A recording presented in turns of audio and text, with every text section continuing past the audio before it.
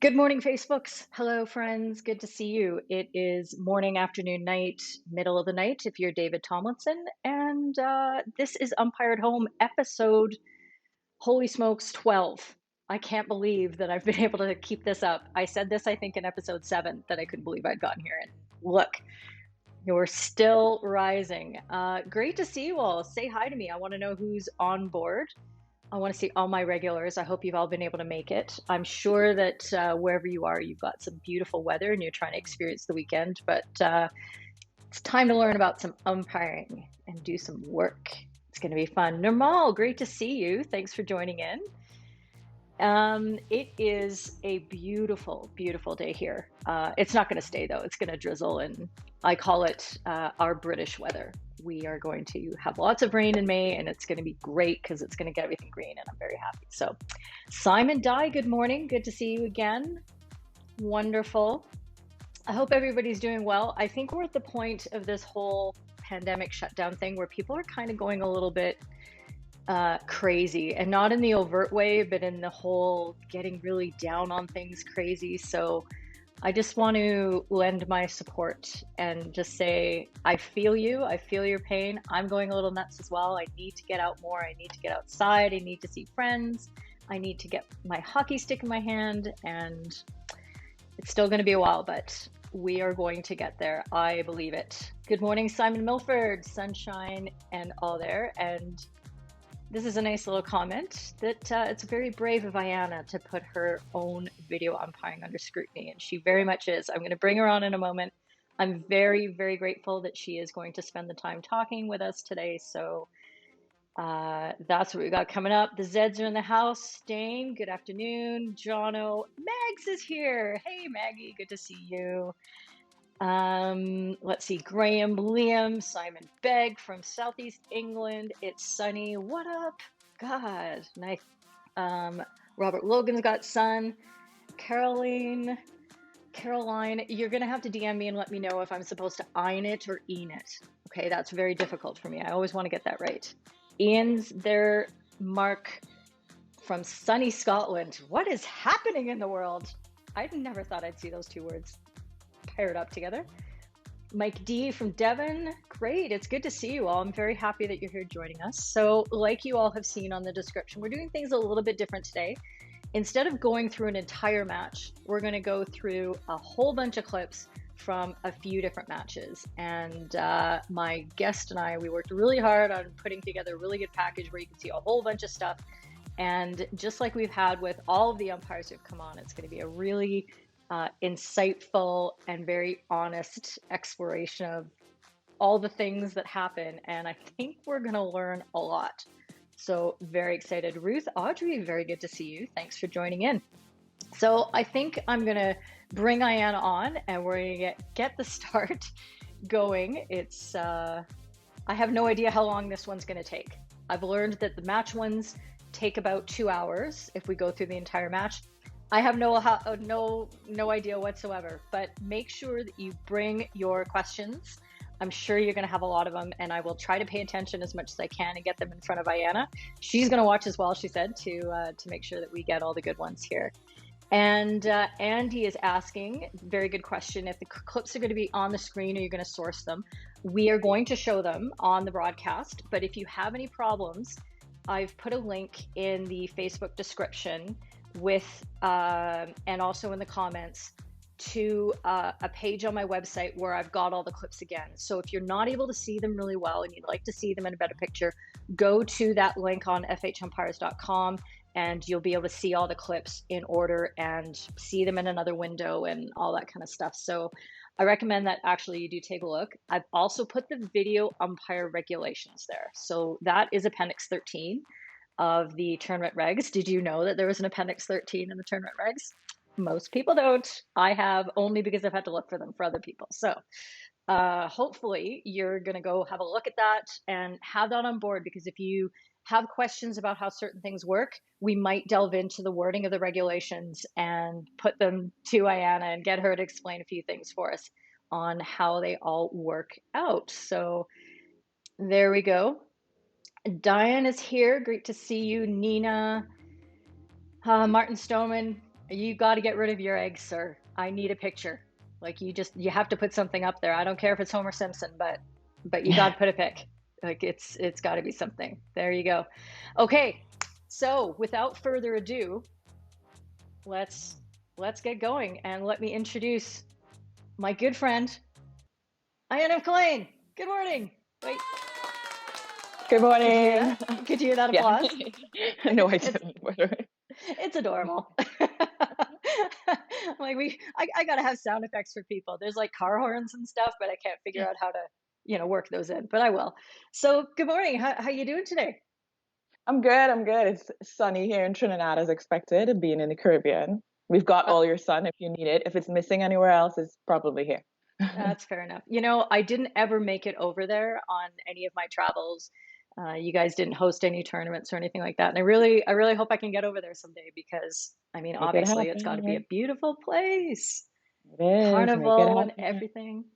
And everything. And everything. I've seen the everythings on your Instagram. It's quite something, let me tell you. There you go.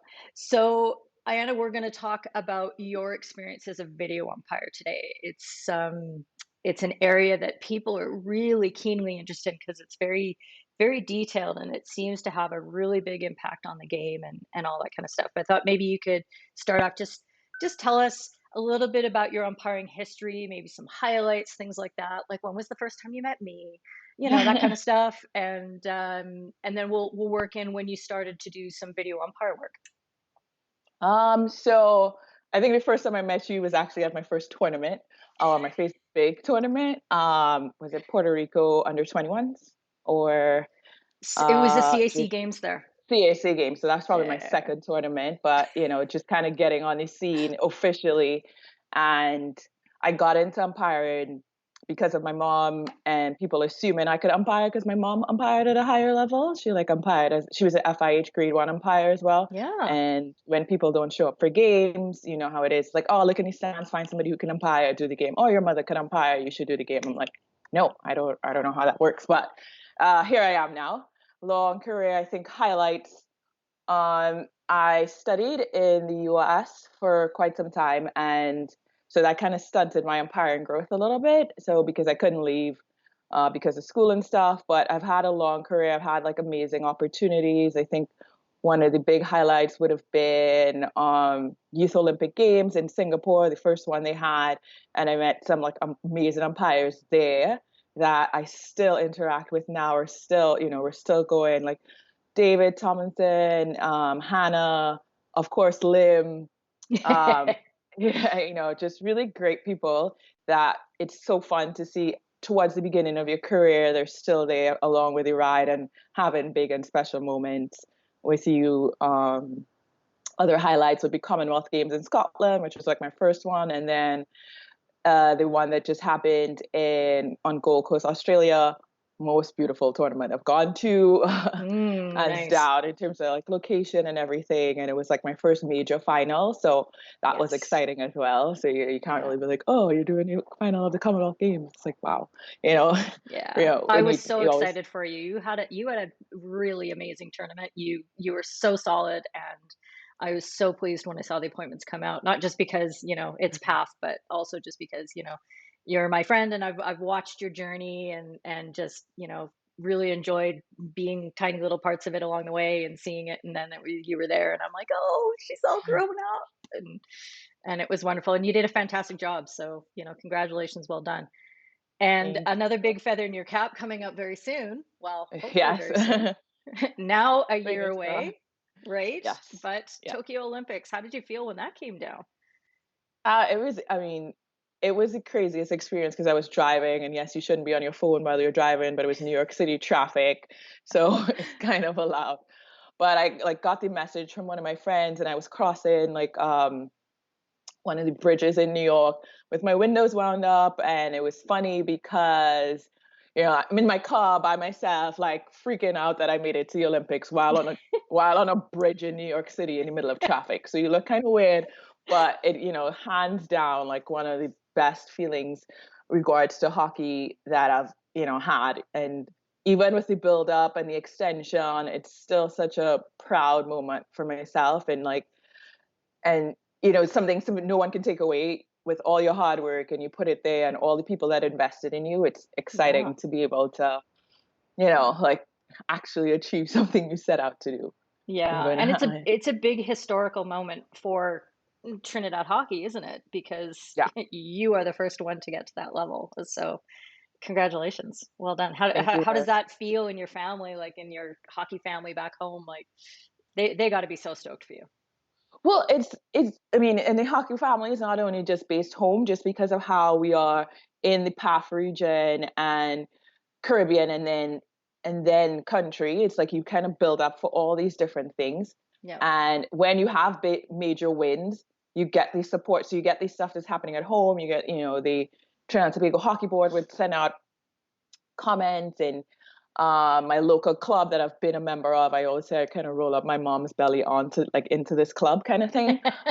So they're super proud, Ventures Hockey Club, and but then by extension, the Caribbean and all your friends you have there, and that are so proud because they invested or they've been looking at your career, and they take it on their shoulders as well when you have disappointments or when something doesn't happen. They're the ones who are like, no, it's going to be okay, like this kind of thing. So when big moments happen, it's even more special because you feel like they've contributed so much and you're actually giving Yeah. back to them in by just achieving goals. It's like they're achieving goals as well. So Absolutely. Yeah, it's a very big exciting. share. That's wonderful. And we're hearing all the comments like this, Audrey, like the Caribbean's so proud of Yeah. you and that sort of thing. So that's wonderful. And it really is it is a big community achievement that we're all sharing in. So, well done and thanks for bringing that joy for us.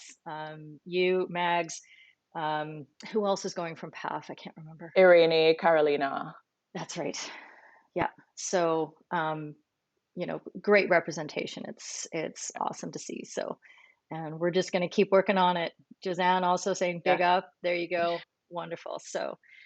Um, so throughout your career, I mean, you started early enough that, and we all started at smaller tournaments where video umpiring wasn't a thing. When did Yeah. video umpiring enter your life? Like, when was the first time that you were like, "Hey, you're going to go in the booth"? Well, it was actually quite interesting because if you remember from the advent of video umpiring, they used very experienced retired um, umpires, Lisa Roach, um, people like that, Carol, Andy and they Mayer. kind of, Yeah. yeah, Annie Mayer, they kind of set the foundation for video umpiring as a whole. And it Mhm. was great to actually have these people on board, and because they had so much experience, and while they were officially retired at 47, they still had a lot to give to the game. Yeah. And it was actually so beneficial to bring them in there. For me, my first experience was during the transition from using retirees to using experienced umpires, where you were appointed to a tournament, even though you were active in the FIH circuit. Um, Even though you were appointed, it was strictly for video umpiring, not like Yes. it is now. Hmm. And I was think if I'm not what was the first or one of the first active umpires that was appointed to that role. So it was myself and Lisa Roach, which Yeah. was great to have her because I didn't know what I was doing, and she was like, the godsend of like, no, it's okay, it'll happen. And it was at the semifinal for World League in Valencia, Spain, and I want to say 2015, if I'm Yep. not mistaken. Hmm. Yeah, so that's where it started. And for me, probably hands down one of the tournaments that I've like grown in and learned so much from, because as a video umpire, every single day of the tournament you're doing at least two games. Oh, And so you're wow. sitting down there, yeah, so you're doing two games, and then you're waiting around and you're trying to get lessons from somebody else as to what has to happen. So you're watching maybe all four of the games every single day. Oh, And wow. then for me, the bonus to that was you watch the game from an analytical perspective, along, outside of just being a regular spectator. And then once it's done, you go and you sit in on the debriefs for these. So when you always wanted to be a fly on the wall in this debrief, I was like a fly on the wall for Every a debrief. lot. Yeah. Exactly. So twice a day you had games, and then when the games were over you go into these debriefs, and it was just a wealth of information because it was a World League semifinal. There was a super experienced umpires there that I didn't really know at that point. and you're hearing their feedback. You remember the game, the different points, what was good for them, what didn't work for them. And I was just learning, and I'm like sitting down there taking notes, and you're like, why is the video umpire religiously taking notes in another umpire's debrief? And it's just the biggest learning curve ever. Yeah. It was really exciting. And at the end of that, I'm gonna throw in, I actually ended up doing one of the matches at the tournament. So it's one of the things you learn, like you always walk with your kit, you always have everything fully prepared because you never know what's going to happen. Hmm. But wealth of information helped me get over the hump of, oh my God, I'm so nervous. You go to one tournament, you do two games, and first one you're kind of finding your way as a video umpire, and the next one, kind of settling in. But by that tournament, you went over I'm nervous starting. Oh my gosh, I think I messed that up. That debrief didn't go so well. All in one tournament, so you kind of knock it out of the park, and you're ready. It's like, yep, you're gonna make mistakes still, but how are you gonna get over them? How is it going to work out? And you kind of ride that wave in one tournament. So it was really exciting and Yeah, relentless. I think that's a really good point to bring out because I think we have this belief, especially when we're watching top level umpires doing their thing, that they sort of sprung out doing that and being able to perform at that level, from the womb. And that's not how it works. It's about having opportunities to get on progressively bigger and bigger stages where you can make mistakes and you can learn, and you kind of have to run through them all, don't you? Like there's Yeah, like a list of all the F ups that every umpire is going to make at some point in their career. And the whole key is to get them out of the way on the smallest stage possible.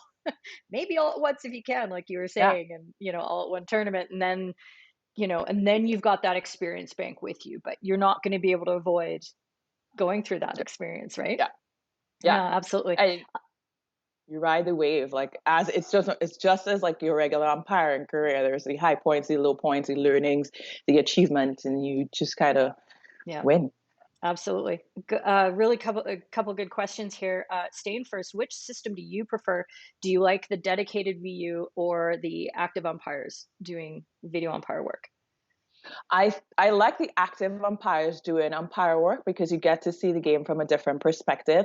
You Hmm. get to learn that continuous learning that you get from the field and think about the angles a little bit more as the game changes in terms of speed. So if you think about um, the original version, we're still using halves. We didn't have quarters. We didn't have all these rule changes, and Yeah. it's not something those umpires felt, which is you know really important. The feel of the game, what's happening, and as an active umpire, you get to experience the okay, this angle was off, that angle was off, and then when you lend it to the video umpiring experience, you know why they would have this might have been missed or this angle would have been better because it makes sense. And it kind of works vice versa. Seeing it on a video, you now know you can go back down on the field and switch it up a bit and say, oh, I missed this in my video game because I was out of position. Hey. And I had that experience, I would say, when I fast forward 4 years to South Africa, or 2 years to South Africa when I went to the tournament and they introduced a new model and it's like some active, some video umpiring going on. And in my very first match, I pulled something in my calf and had to sit for a week. So I sat in the video Mm, booth for a week. yeah. And you sat in the video booth and you saw why like the video calls were coming in. And then the rest of the tournament, I felt so much better. I didn't feel out of the tournament when I got to go back on the field because I was able to sit in the video booth and be a part of the process. So I'm Oh, yeah. definitely more inclined to say this version is better. Yeah. Okay. I like that. Little question here, and maybe Ayanna, we're not always privy to the financial reasons of decisions and things like that at the FH level, but Ian's just commenting that there was something about cost savings and that using the video umpires, using umpires who were on the pitch and then bringing them in the booth means that there's one less body that you're Mhm. traveling and accommodating and feeding and all that kind of stuff at a tournament, and that Yeah. might have been part of it too. But I think you've described a lot of the benefits to Yeah. the pitch umpires also going into the booth. Do you think there's any what would the cons be? Maybe the detractions. Do you feel like maybe there's a chance you can get over hockeyed in your brain? You can get mentally tired if you're doing too much. How does I the think umpire there's manager and TD make sure that you guys are doing the right amount of mental work there? I feel like there's with that there's a balance because there are occasions where the burden of the video umpiring falls on a certain group. So, and it may be because of language barriers, it may be because of experience. So Mm. you would end up at a tournament. Like I've been at tournaments where the video umpire, the person doing the video umpiring is so good that they end up with like six video umpiring opportunities throughout the tournament, and they almost got forgotten about their games. They end up with like two or three games at the end of like physical games at the end of Yeah. the tournament, and you're like, this is not how this should, kind of balance out, because you're still trying to get your grade and your upgrades and all these things. All the feedback is based on your performance, mainly on the pitch, Yeah. and because you're excelling in this year. So that's where it could kind of get a little tricky. I distinctly remember a tournament where one of the umpires, I felt so bad for him because he was having a really good tournament on the field, and it was his opportunity to shine on the field and be that senior person. But he had Yep. to be the senior person in the booth. And towards the end of the tournament, like he approached his UMs and they were like, oh, right. And Oops. then you kind of they had to go back and be like, wait, like, we kind of missed this. Like you only did X amount of games. And it was like, yeah, dude, I've Yeah. been sitting in the booth the entire time. And And this is somebody who's like in the prime of their career. So that's where I see it's like trying to work the balance between yeah. what you have and how they're going to get everything they're supposed to. Yeah. Yeah. It's a real challenge for us umpire managers for sure. Um, and let's see, we had another question here. Simon just asking at that first tournament in Valencia, did you have any test games? Were there any test games set up where you could, go through the process, or was it just kind of like, whoo, go have fun? So it wasn't like a major test game. It was like during one of the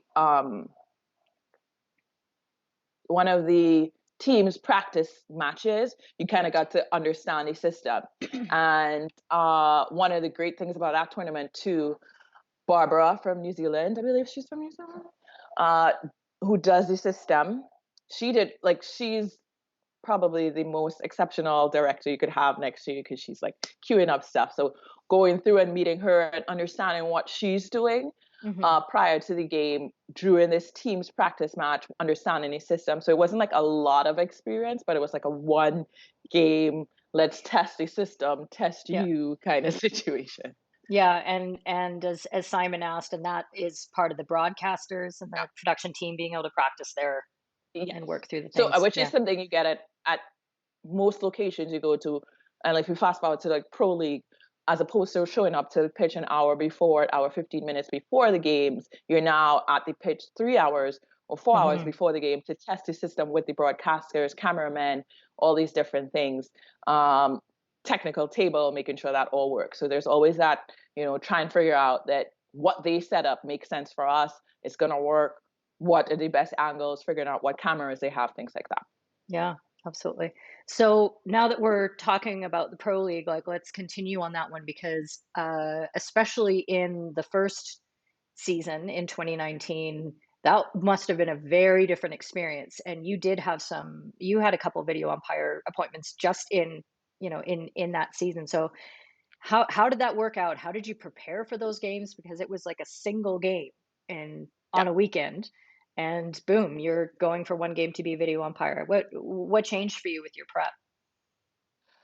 Um, Not a lot because so prior to most matches or like while I'm like packing my bags and stuff, I actually usually have a game on a television, be it like the teams that Hmm. are going to play or whatever, or like one of the teams or something like that, just to get myself in the frame of mind. And it's not necessarily like I'm sitting down watching the whole thing unfold. I'm just like it's in the background and something might happen in my card, or you're trying to just understand. So I do something similar for my video umpiring. I check the games, what would have happened, kind of try to understand where the experience of the teams are with Yeah. regards to the video umpiring and stuff like that. Like, what did they ask? Did it make sense that they asked that? Do they understand why they lost it? Do they understand why they won it? Who came up? Like, you try to get a feel for it as well. So Mm, it's kind of similar preparation, whereby like kind of just going through the experience of the teams and understanding what they do and what might possibly come your way. And it's just like a basic prep, nothing crazy. Um, as well as like for every game, it's like I literally sit down and write out my responses, and it's just like kind of therapeutic for me versus just picking up the card, just like, oh, I have a reason to change or whatever it may be. Like I sit down and write it out and like what it will be, so I just kind of get myself in that frame of mind. Yeah. Luckily for me, a lot of my solo video umpiring time during the pro league Yeah. were to the US. So it wasn't like a long haul trip. I was coming from Trinidad. It's like a couple hours, so it wasn't that far where you feel like, oh my gosh, some of the umpires from New Zealand were coming all the way to Argentina to umpire a video umpire and then go back home, which is like tough. Yeah.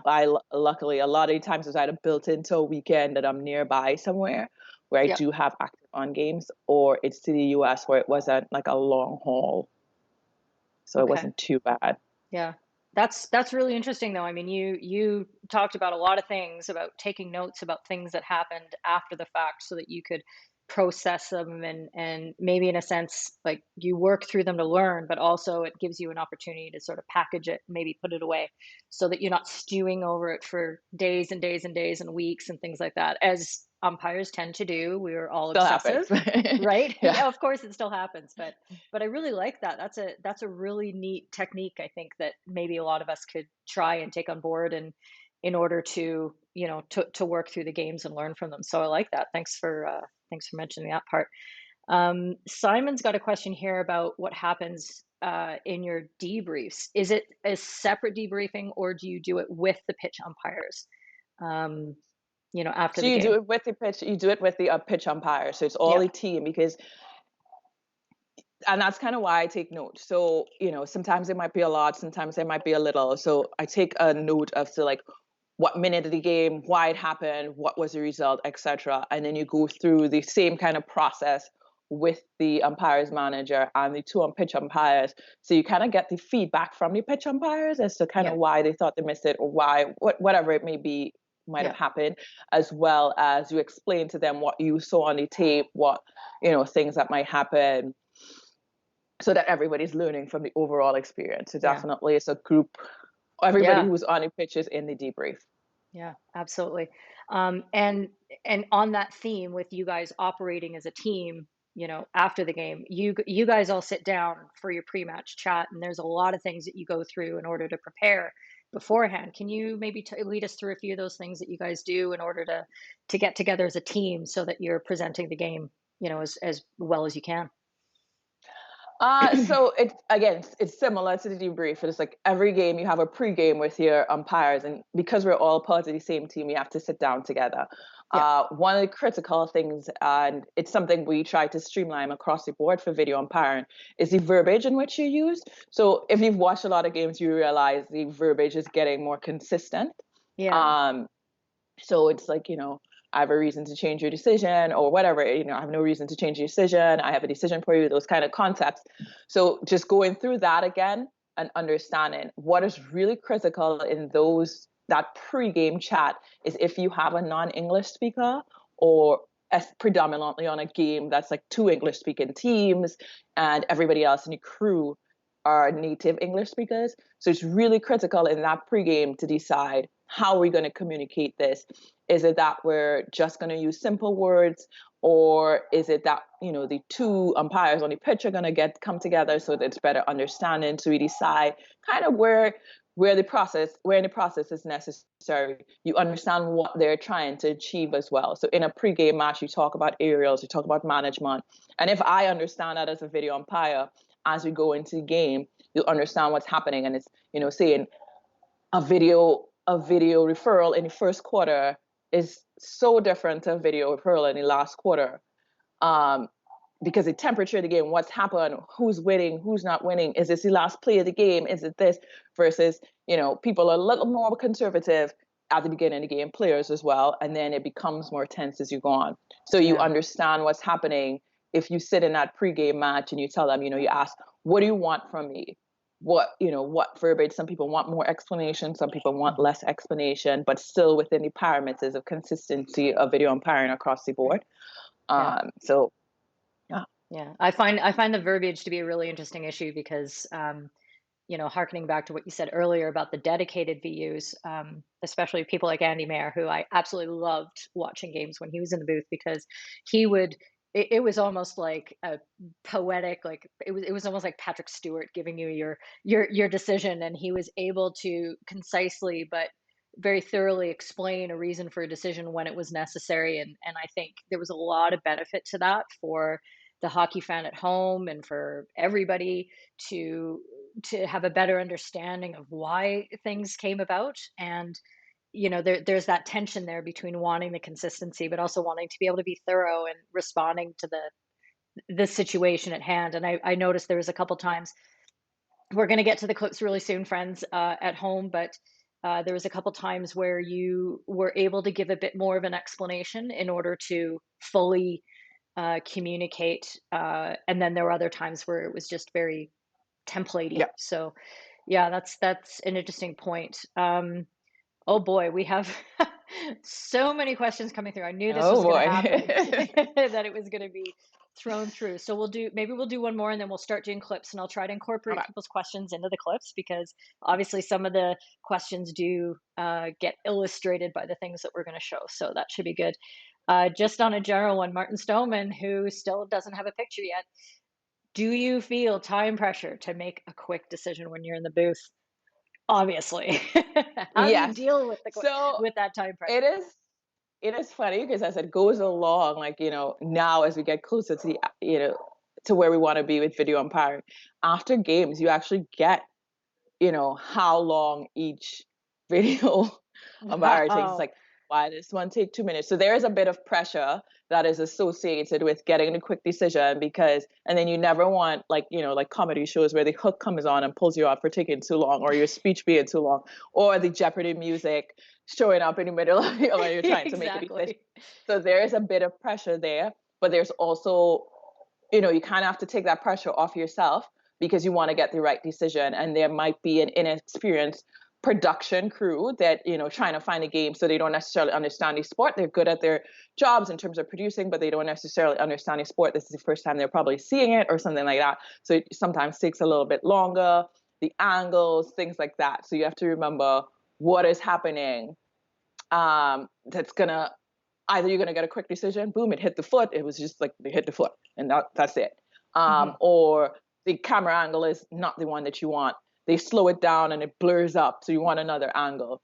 You're searching through because what they asked for is like a good bit before that was like, let's say, a play on that they had to come back to that didn't work out, so they want it, or whatever it may be, or a goal or whatever. So there is pressure, but you have to try and bring that pressure a little bit down to Hmm. just get the consistency and get the correct answer. It's like, I'm Yeah. gonna get a chewed out for taking 3 minutes for this in my debrief just to make sure you get the right answer. Yeah. Or close. Yeah. So at the end of the day, what you're saying is that getting it right is still the most important thing, and you're gonna, you're working within the confines you have, and you made a really good point that I think a lot of people at home don't appreciate, is that it's not like you guys are turning all the dials and going from camera to camera, and you've got physical access to that stuff to be able to guide your own adventure, as it were, throughout Sometimes the you do. sometimes, okay. Yeah. But sometimes you have a director who you're saying, and we'll see this on a couple of the clips, guys, that Ayanna saying, hey, director, I need to see this angle. Can I see this angle again? And that sort of thing. And that, just issuing that instruction takes 3 seconds.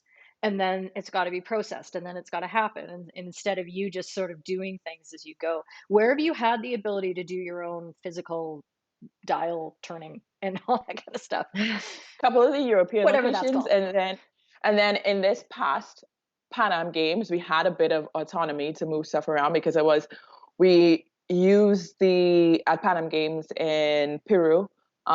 We used the video feed that came from the softball, so a lot of them were familiar with softball because they're such similar sports.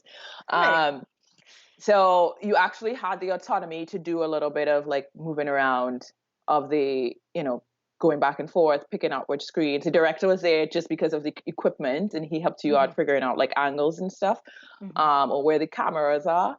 But Yeah. like you had the physical ability to. Yeah. And do you prefer that, to be able to do that yourself? Ah, Or is it a bit It is. overwhelming? Like, It's like a toss up. Like sometimes it depends. Like if you have a brilliant director that's next to you, that's like boom, boom, boom, it's there. Like then you do that stuff. I'll focus on getting the call right. And then sometimes you have somebody who's not. You're just like, give me that. You want to do that. Let's just do that. Yeah. Let me just look at what I want to. Yeah. Let me just look at what I want to look at. So it really is toss up. It just depends on what's available to you. I don't really have a particular preference. Okay, cool. All right, so we're going to start diving into some clips and hopefully be able to address some of the questions that have been, popping up as we go. So the first game that you brought was the USA Netherlands game that you did in 2019. New Zealand. Oh, yeah, sorry, New Zealand. Yeah. One of the letters was the same. I got it close. Yeah. So sorry, New Zealand. And this was at the beginning of June, and this was in the States. So why don't you set the stage for this particular game for us? You know, what was the feeling going in? What was important? Were you familiar with the stadium? All that kind of stuff. So yes, I was familiar with the stadium. So at this point, it was later in the Pro League season. So like towards the end of the Pro League season, because we were talking about June, and I had gone to quite like 2 or 3 times to the US to do video umpiring. Right. And what was kind of exciting and promising about this last match is that all the hiccups that we had experienced in prior matches had seemed to be smoothed out at this point, as well as the production crew at that point. You're very familiar with them, and you'd be like, oh, Joey, like, come on, what are we doing over here? So, you kind of had a little bit of a more relaxed environment, that the equipment was where it needed to be. The production crew was where they wanted it to be as well. And so it was a lot easier from a video umpiring perspective to just settle down and do your job. Yeah. So, absolutely. and then for them as well, atmosphere in the stadium was kind of first time it felt like a sold out stadium. There were like kids on the grass, like the whole stands were filled, and it was great for, I think, USA Hockey to just have that experience of everybody being around, having that back support, and it kind of just all melted together at I think perfect time point where it's like stuff is going really well. Everybody's happy. The weather is in a better place because we're talking about June in, Pennsylvania, versus March in Pennsylvania. Yes, two very so different there were experiences. a lot of good things that was coming to the game. I think the team itself, the USA team itself, they were, in a good space. Like they were in a better, mode. I think they were coming off of a win from over they'd beaten China. Yeah. So it was all around like just a good experience being there on that day and being ready. Cool. Okay, we're going to dive into the first clip. And so this was the first referral of the game. And I've turned down the volume quite a bit. Let me know at home if you'd like to hear more of it as it's going. So this was going to be the first goal of the game, and we're in the second quarter with about 11 minutes left. So as this happened, how did this referral play out for you? Well, so what was interesting is that for this referral in particular, so the goal scores, everybody's cheering, they're running away, and I'm hearing on my radio the discussion about the video referral. It came kind of late, but after a goal, there's a little bit of a lull where you could allow for not that immediate reaction. And I believe, I could be corrected, that the decision to go to the referral came from the sideline. And so if you actually hear the clip, the commentators didn't even realize a video referral was happening. Yeah. They were talking about, they stopped for a goalkeeper to fix the equipment or something like that was going on. But obviously in my ear, I'm already getting like, we're going to be looking for this, that.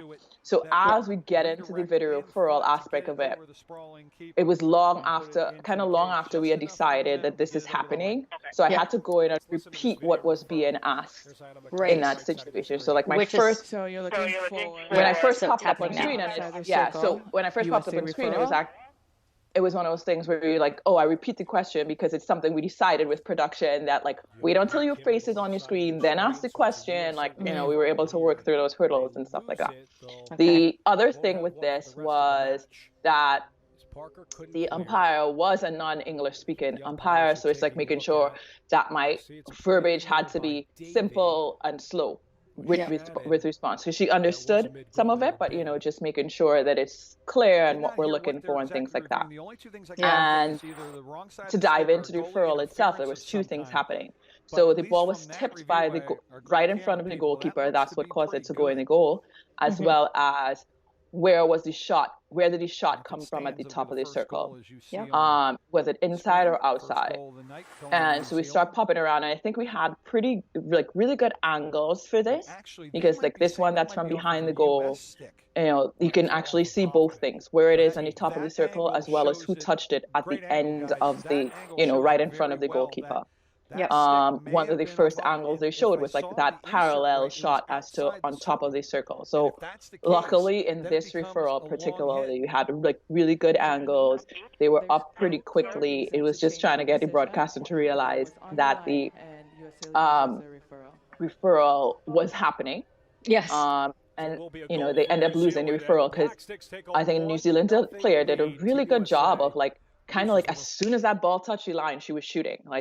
I don't even think the ball was fully over the line. The ball was still on the line, and she's shooting. It's right then and there. And I don't know if it was a shot or a pass for a tip or whatever, but it came off pretty well. The ball, that initial shot was inside the circle on the line, and then it happened that the tip in front of the goalie actually came off the defender. Right. Exactly. Yeah. So that was a very decisive point, obviously. In that, I'm trying to get to the point where we can see that nice side-on angle. Let's see if I can find it. Oh, yeah, it should be right about there that we'll be able to see it. So when you're watching in the video booth, obviously what I'm able to show and what we're able to see at home is, lesser resolution than what is ideal. But do you feel like you've got a much clearer picture what you're looking at than what you see back when you see the broadcast later? Is that fair to say? So in this case, yes, but that's not always the case. Which is to be expected. Just have you different styles of umpiring because of culture or whatever, or different styles of playing because of culture and experience and stuff. The video equipment is the same thing. That's why we have those great moments before where you come and you set up and check out what's going on, because they vary throughout the, just as much as the teams vary, the production system varies as well. So you can get 10 cameras with brilliant resolution and something that deals with high speed, and then you could go somewhere else and get 2 cameras, no slow-mo action. So when you try to, slow it down and look at something, it all goes pixelated and all that stuff. So yeah, it varies. But this situation, we had pretty good video at that point. Yeah. That's really good. Okay. So it took probably a little bit longer than you would have liked. It seemed like you didn't, once you were at the point where you were able to start processing the actual decision, it didn't take you too long to be able to see what you needed to see, but there was just that gap at the beginning, which again is something that you didn't have control over. So it added another so that first 30 seconds is not my fault. No, you're good. You're good. See, I'm here for you. I got your back, girl. We're doing this. Okay, so I've turned down the volume as Ian requested on the commentators. Hopefully that worked. Let me maybe turn it down a little bit more. And we'll go into the second referral from here, and I'll try to pop a couple questions on while we're watching it as well. So we're still in the second quarter, and there's been another purported goal scored. USA on the penalty corner. And you must have known this was coming up right away because the New Zealand defenders reacted immediately. So yes, I did know it was coming right away, as well as this was one of those situations where a lot of the angles that I looked at, because after I watched it in production, I'm like, where are the angles that I actually saw? A couple of the angles, not a lot, should I say, a couple of the angles that I saw where I was able to see what was asked, which was the danger, wasn't shown. And one, it wasn't shown in the stadium, and then from a production standpoint, it wasn't shown as well. Because when it initially happened, I was, I have privy to these 6 or 7 different screens, and you're like, oh, that's dangerous. But it's that typical banana shot, where it's good initially, but then in the middle of it, where everybody is by the penalty spot, there are clusters all over, and then it comes down and hits the backboard. And then is it crossing the line at the height of the board? So is it danger? Is the height of the ball? It did come down. So, but then when you look back at production, you're like, oh gosh, I need to probably explain this a little bit more and hopefully get for debrief all the angles that was available, because just the initial lift of the ball right in front of the person that runs number one and the attackers and everybody running in, the ball actually does come up into that group. So people are like trying to get away from it. And you could actually see the defender on the baseline step away from it because it was coming in kind of towards her like hip level, and then it comes down and hits the board. So, and she's probably one of the first people that immediately turn around and be like, literally, I just had to come out the path of that, and it comes down and hits the board, which is something that us as umpires on a field use. Like, it hits the board, that's where your first instinct, is. It did it cross the line at the right level. Yeah, but and we do know that the criterion is what the height of the ball is as it's crossing the line, which is if you don't have a Hawkeye on the goal line there, that's got to be a little bit of a tough decision to try to make at that point. But I think you had, like you were saying, you had lots of good angles that we didn't see necessarily about where the ball was traveling through that cluster of players, especially at the penalty spot. Like, Neil had to get out of the way too, but there were another two defenders at the ball split that were at about 7 meters, and that would have been pretty perilous for sure. Yeah. So it was tricky. It was like unfortunate. I mean, for a goal and the excitement of the game, because at this point, it's like 1-0, made it 1-1 kind of situation. So. Yeah, absolutely. Yeah, that was a good angle. I don't even know how. Yeah, this last one. Yeah. Yeah. So is that the one that really helped you make your decision? Yes. Think? Yes. Okay. For sure.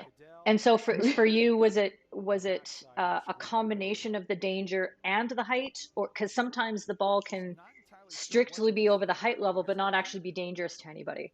But it definitely was, because we didn't have the exact goal line angle, so you can only guess from a goal line perspective if it is exactly that, because it really is a finite point of where is it height wise. But then like the players, and you're seeing the ball coming through kind of waist height, like by the thighs of some and stuff like that. So definitely one that angles played a better, getting the right angles and production wise where it could look different to other people. Yeah, absolutely. So I think for those of you following at home, hey, we've just had an international umpire talk about a dangerous shot on goal. We do call danger, and it is something that we are very cognizant of. And the issue is, I think, is that we still are trying to wrestle with what is dangerous at some levels and what is dangerous at other levels. And, having that game sense and that understanding of what players are able to do. But you saw legitimate evasive action by those defenders that were, right there in the path of the ball and made the right decisions. So I like that. You said you might have wanted to explain it a little differently. Is that? Yes, and this is where you kind of have to choose between, do I explain fully what happened, or do I just say there was danger, but and finish the whole script as per se? Because sometimes you want to provide more information. It's like, yes, the height of the ball was a concern where it entered the goal post, but there was danger here, there was danger there. It didn't, So it was like literally I came back and I was like, okay, no, it was dangerous. We'll talk about this more at the end, because we already kind of went through so much time as a whole. Yeah, absolutely. There was a question back here that I'm going to put up. Katarina says that she met you back in South Africa in her home country. So she's saying hello, and how long is your recommended video umpire decision time there? And is that something that you keep in mind as you're going? So I don't necessarily keep it in mind. Like, I don't start a stopwatch to go. I know some people do. I think under 2 minutes.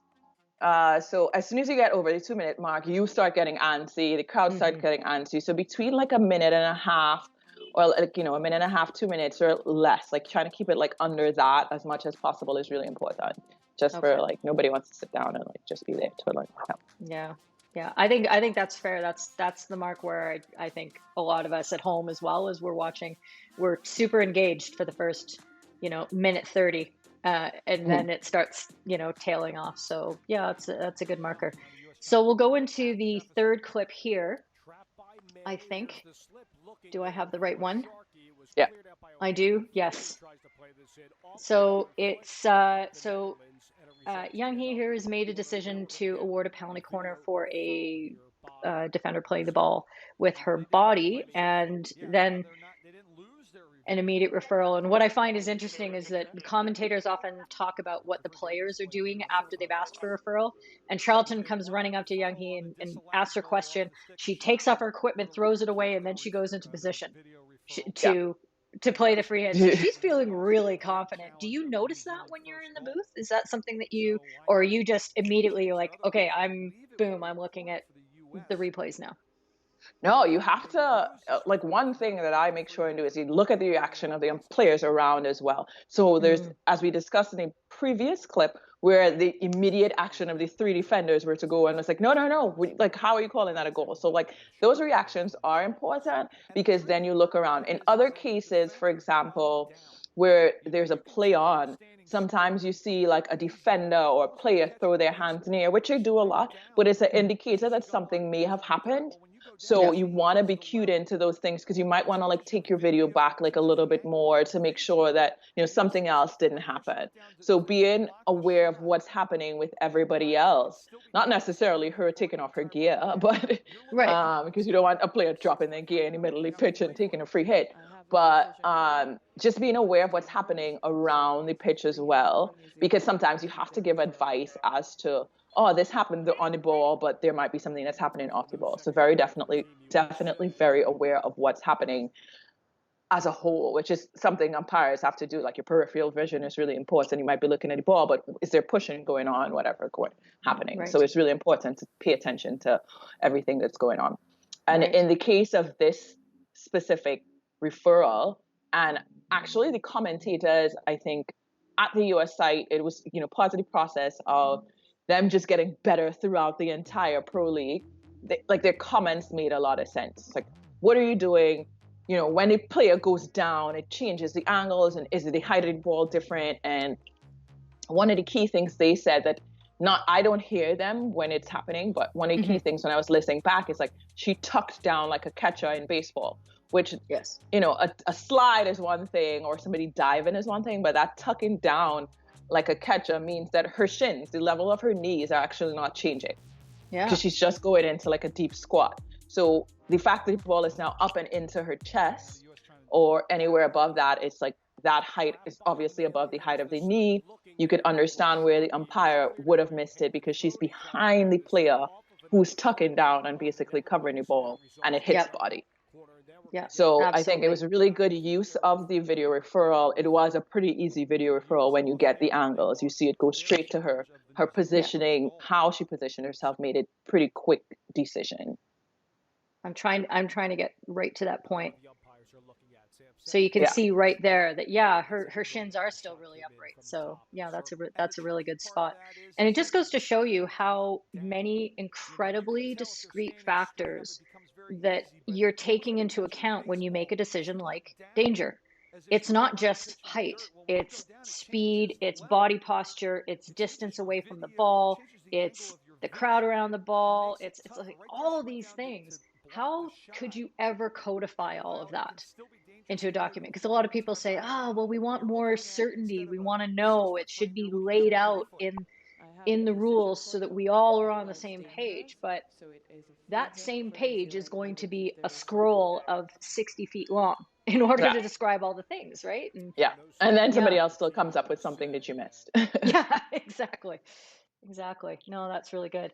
So similar to that video referral, we'll cover the last one here in the game, where again it was another sort of unsighted situation, and this is where I think the video referrals are really coming in handy here. So Mary's just going to take a shot here, and it's interesting. I don't want to turn up the volume on the broadcast too loud, but you can actually hear on the broadcast. You can hear the coach, who's up in the stands, yelling for, not yelling for referral, but he's saying corner, corner, corner.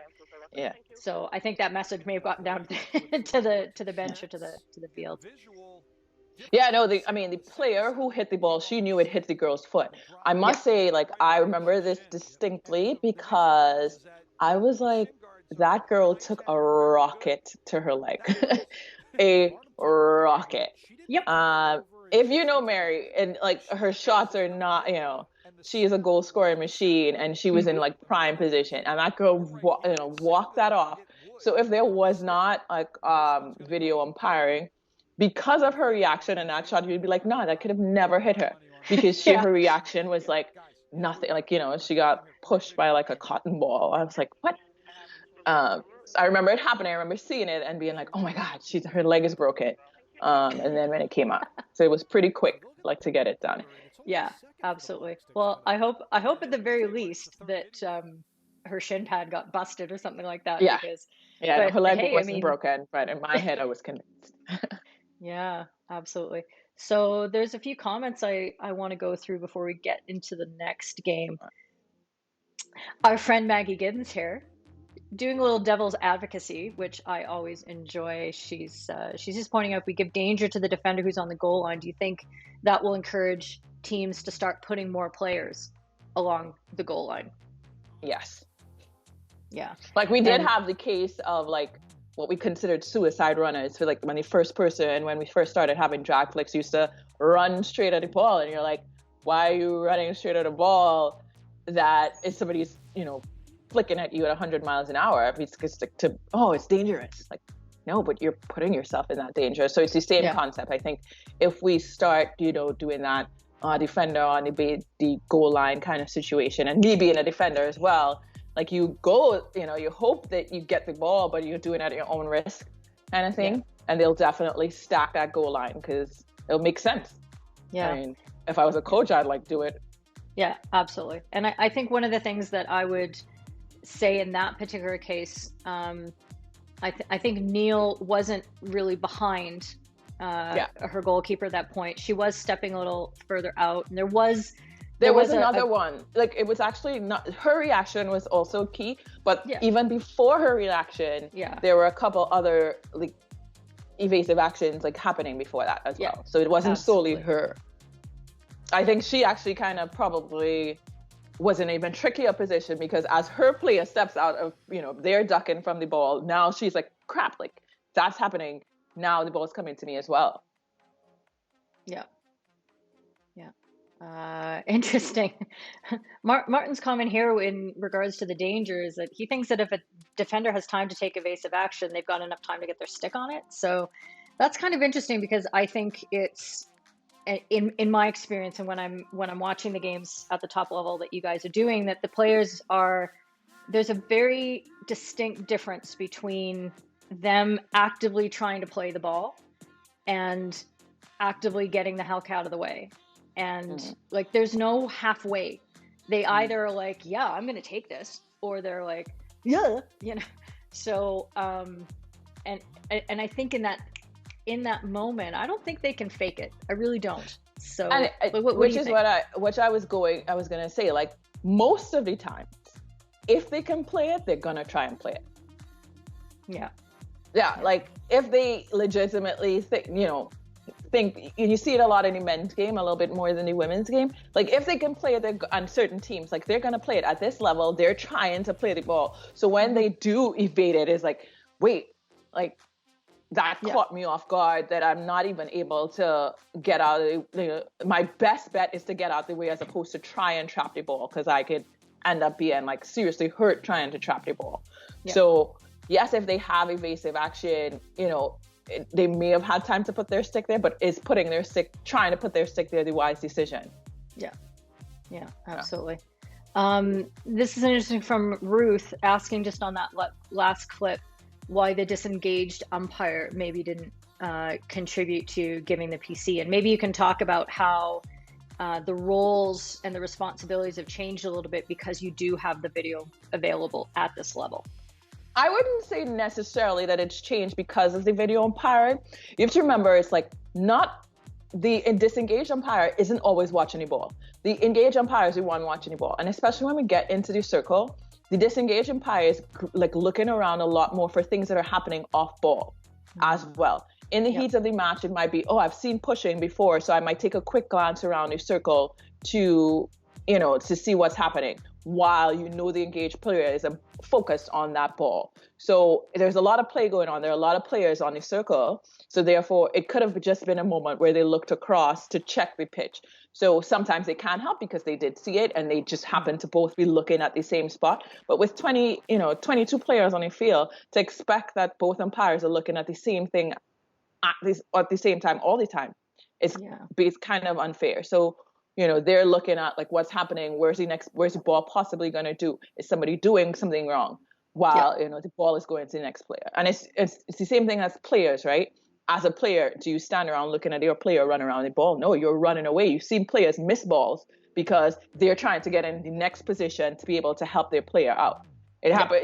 It's just like being a player as an umpire is just like being a player. You don't always sit down and focus on the ball because that's what's the main thing. You're trying to be ready for other things that may happen. Yeah. So absolutely. sometimes you luck out and she can help, but sometimes you just have to go up and we take 30 seconds. Yeah, absolutely. No, that's a really good point, and that's good to explore that there are other things that you want to look at, not necessarily being ball focused, and that is how you accomplish that. And it means that you might not be able to help on those on the ball decisions. So that's a really good point. Okay, well let's shift gears and let's move on to the next game that you plucked out for our perusal, and a couple clips from here. And this is Netherlands versus Spain, and this is in the Netherlands, right? Yes. And this is just back in June of 2019. So was this your first video umpire experience on a men's game, or had you done? I had done a couple by that point. Yeah. Okay. I had done a couple at that point. I think I started off when I went to New Zealand. I think I did one of my first tournament. One of my first pro league appointments was in New Zealand, and I did the men's game there. So by this point, I had somewhat calmed my nerves down, as it applies to the men's game. Right. So going in, what feels different to you if you're going into a men's game? How much experience have you had on the pitch doing men's games, and how does that inform what you're doing in the video booth on a men's? So I think the temperature of men's games are different. I feel like when you start a women's game, there's always this heightened, everybody's coming in or really heightened. I feel like the guys tend to have this really friendly banter, at the beginning of the game, and then the heat rises that. As the whistle goes, it's boom, we're playing. They're all friendly, and then it kind of almost happens at the end as well. It dips right back down, and we're into friendly banter territory. So it's interesting, I guess it's typical women, they might hold a grudge for a little bit longer kind of thing. So it's the entire game, the warm-up's tense, the game's tense, the debrief is tense. You get that in women's games. Guys, they're hanging out, they're talking trash about each other, but in a fun way. But then the trash turns into serious trash talk when we're on the pitch, and then it turns into friendly trash talk at the end. The speed of the game, I was having that discussion actually very recently because I was sitting, it's actually the game that, the last game that we're going to cover, but the follow-up game to it where I was the bench umpire, so I was a reserve umpire, and I was sitting there, I was like, oh gosh, if I have to go into this game, my brain has to be on 110 because the speed of the game is insane. Yeah. I'm looking at rotations every 3 minutes of 5 or more players on Spain and Argentina. So that means you have a guy who's out there and his sole job is to run at 110% for 3 minutes. Yeah. 3 minutes. And it's mind-boggling looking at the speed of the game. So going into the men's game, it's the speed, you take into consideration a lot more advantage because umpiring men's games, they tend to want a lot more advantage. It's no, let us play.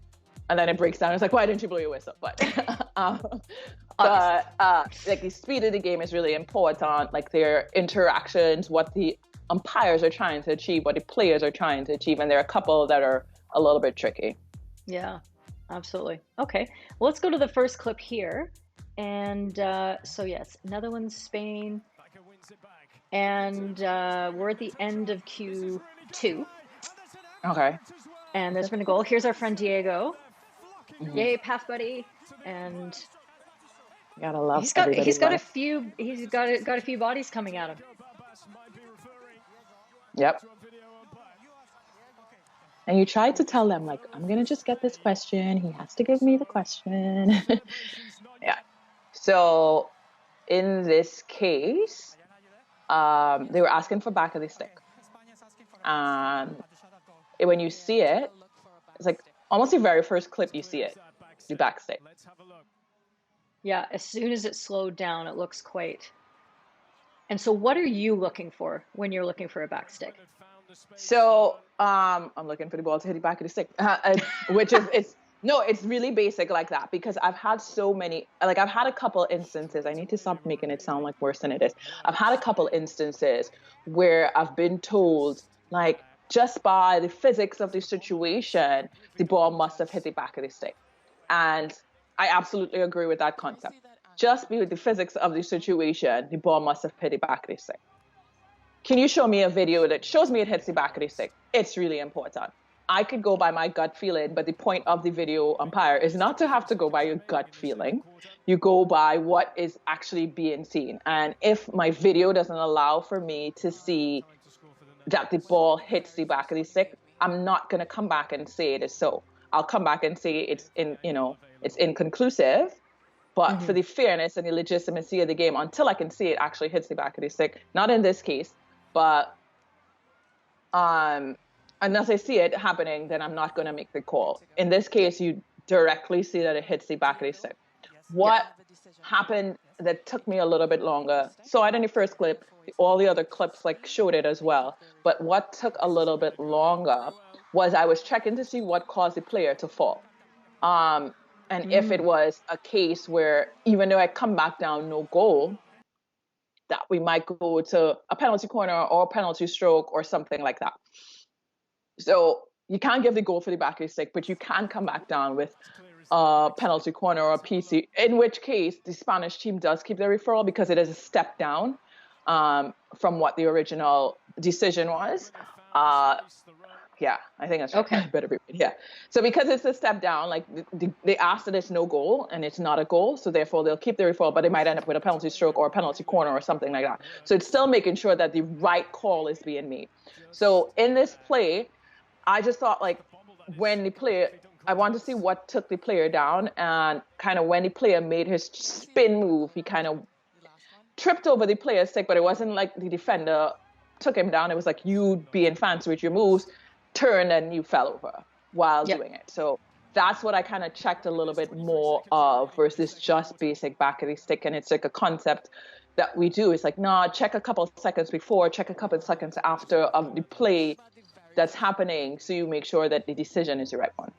Absolutely. So another really great point is that what I'm hearing you say is that it looks like all you're looking for is that particular moment, and especially if you're listening again to the commentators leading you through it, you might be very singularly focused as you're watching on just whether there was that back stick. But your responsibility is to make sure that you get the befores and afters accounted for and that sort of thing, even if that wasn't the direct question asked, because this is also really important when you have teams that aren't native English speakers, as you were saying, right? Where you need to make sure that just because they can't express all of those concepts all at once, that they still get the fair the call there. Is that accurate? Yeah.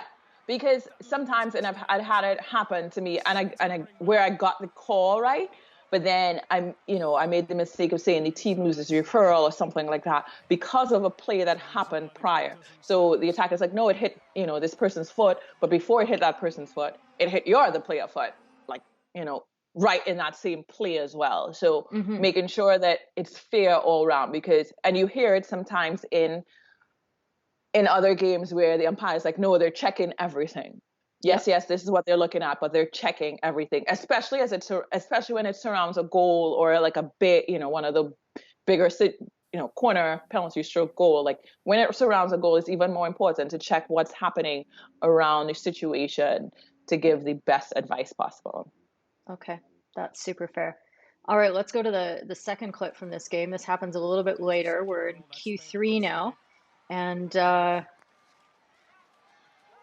we've got a little bobble on the reception there.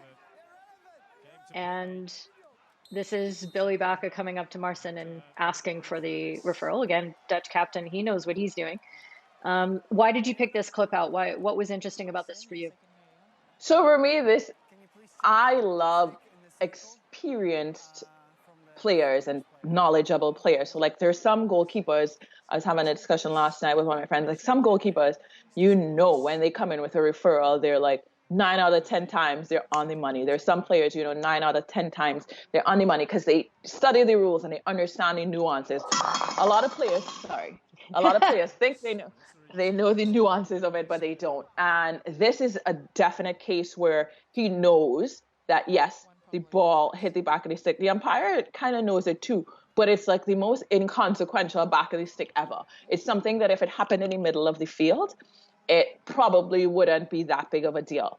But the letter of the law is really important. When it comes up to the video, did it hit the back of the stick? Is hitting the back of the stick illegal? Yes, it is. Is that happening in a circle? Therefore, it's a penalty corner. That type of that's how it is. And it's also one where the umpires, and it's like as soon as you get somebody asking you for a referral, you have to take their referral. Even if you think they're going to lose their referral, you have to take the referral. You might try and explain like, oh, this is what I saw. You sure you want the referral? You just double check. And sometimes you double check with them. But, once that T sign goes up and you're stopping a game, you're taking that referral. And the player knows that. So that's why he was adamant, like, you are taking my referral. It might be the simplest, inconsequential, but it happened. It hit the back of the stick. So I can't turn around and say it didn't hit the back of the stick. Yeah. So we're going to have to go penalty corner.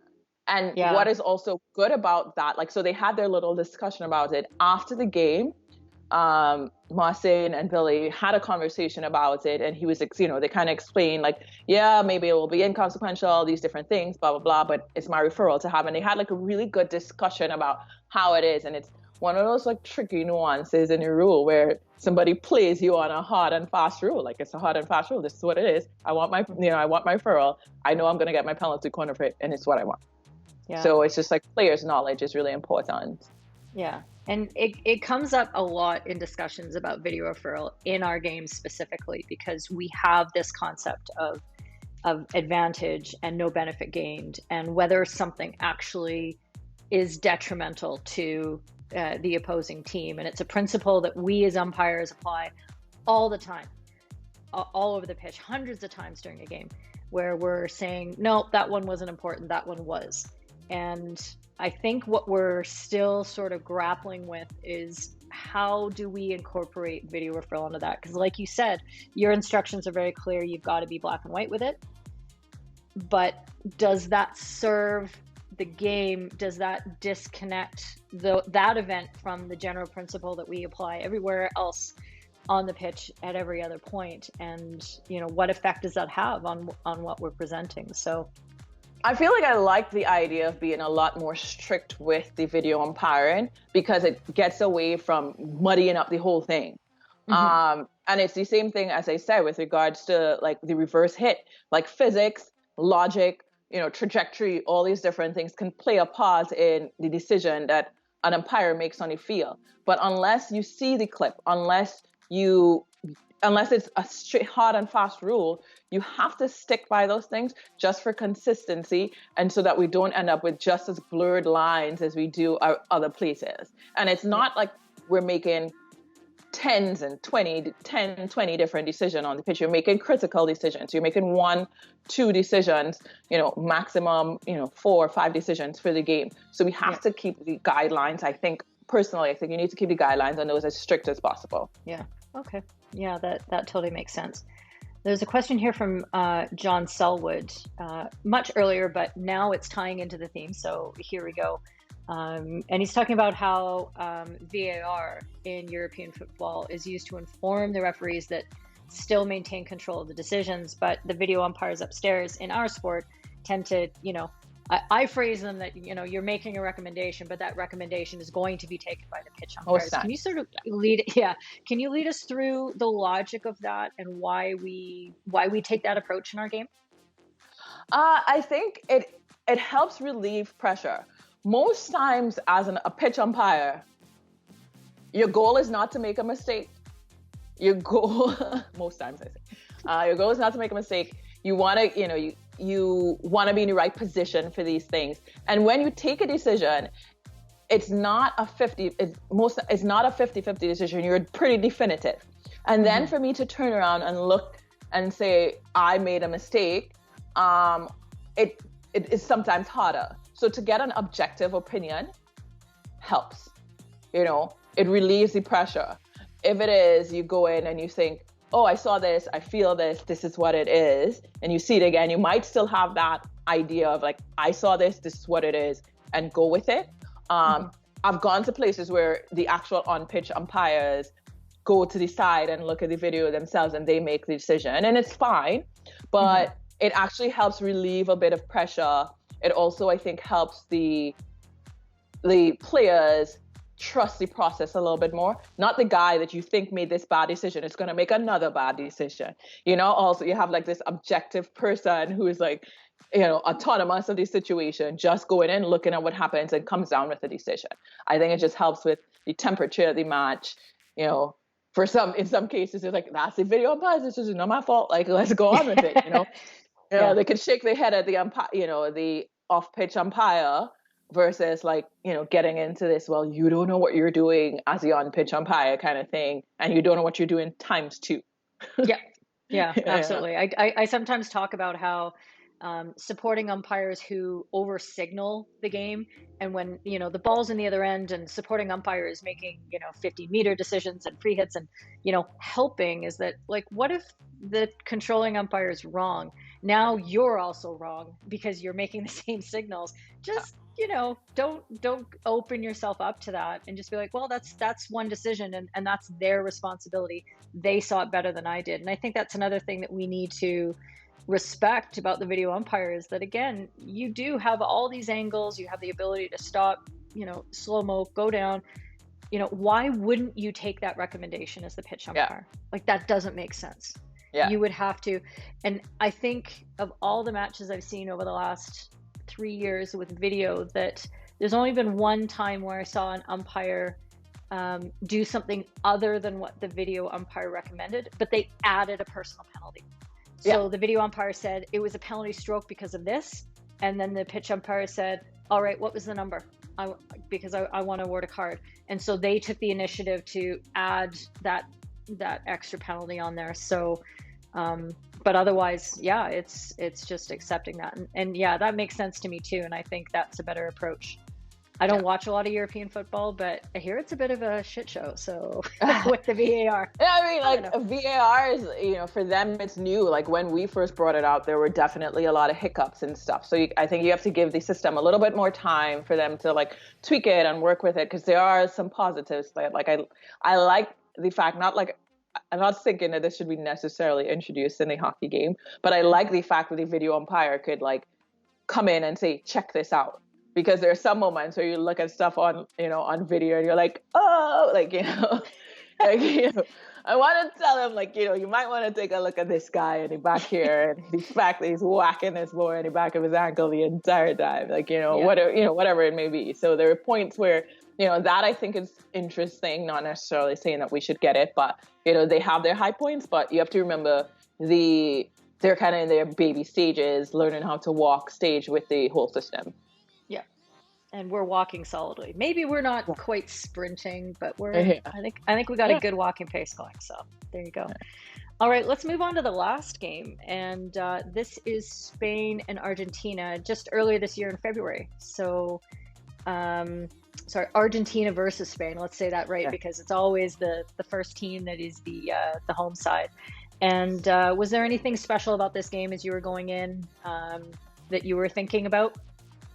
I think just in general, like games in Argentina are just so much fun. Like the crowd is like super into it. You don't want anybody to whistle you down, but you get a lot of those. But the atmosphere in Argentina is hands down electric. And it's, you contrast that with like the Dutch atmosphere, where it's the same crowd and it's hype, but it's a different type of energy when you get to like South American football, if we go back to football, South American football, it's like there's a flair, there's a thing that happens that allows, and you get that same, atmosphere at hockey matches, especially when there's like double headers and things like that. Like, so that atmosphere is just overall electric. I think additional to that, like Argentina-Spain game is always going to be a good rivalry match. So there's also that. Absolutely. All right. Well, let's go to the first clip here. Hopefully I've got these in the right order. So this is just in the end of quarter 2 as well. And again, another past friend, Federico. Yeah. So nice to see him on these matches. It was so great to see him get promoted to this level. So there you go. So tell me what's happening here, and I might turn up the volume a little bit on this. Okay, so the ball comes in and it glances and it hits the Argentinian player's foot inside the circle, penalty corner. Pretty simple. The Argentina player is saying that the ball hit the foot of the Spanish player just before, initially. What is interesting in this, and so kind of where I pulled it out, is like these are where we have video and technical problems. So when he started to speak, I didn't hear what he was saying. I kind of had an idea, but from production standpoint, you want to make sure that you do hear the question correctly. So he had to go over to Bruce and have the conversation as to what was being asked. Because if you look at the play, it's like, it hit that Spanish player foot before it hit the Argentinian foot. And as you can see from the speed of that, no directional change, basically, for the most part. And the ball is being pushed pretty heavily inside. Yeah, absolutely. So this one took me quite a while because the angles are actually very good angles, which is great. So you're like, oh, perfect. I'm going to see this. I'm ready to, you're kind of ready to make a quick decision because you already kind of wasted a bit of time with the whole coming together. Then you start to look at the videos, and because of the speed of the ball, and you're trying to slow it down, and you're trying to get in close enough, it just blurs up. And you're not my sure clip what's looks happening. horrible, so.